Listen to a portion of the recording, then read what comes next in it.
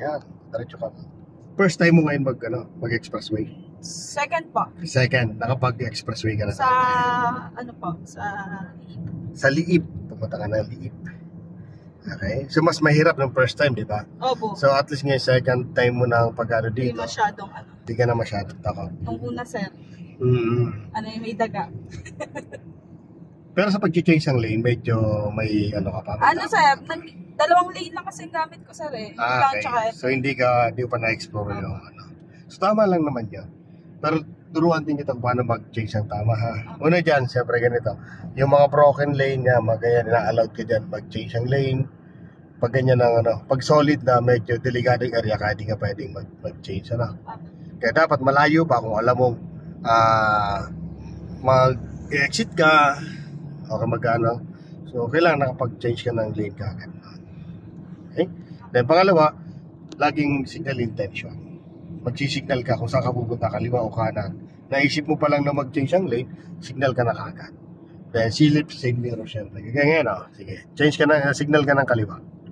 Tapos, syempre, pag signal mo, hindi naman, porket nag-signal ka, punta ka na kaagad. Sisilip ka muna, gaano kalayo siya. Ganyan, medyo safe, punta ka doon.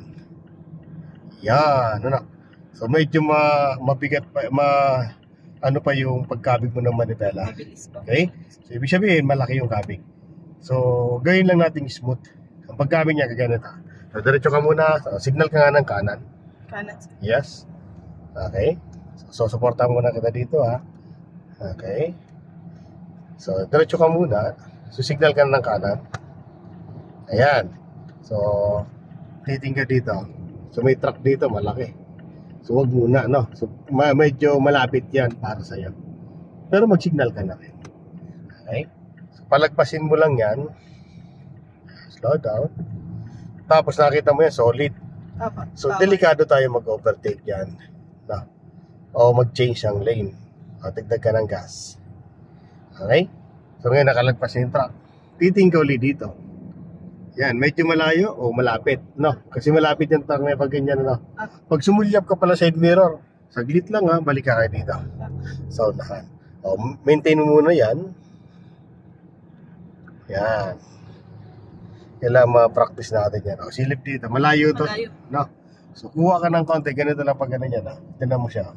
Konti lang. O, nandito ka na kagad. Nakita mo? So, konti lang yung galaw ng manibela. Nandun ka na kagad. Oo.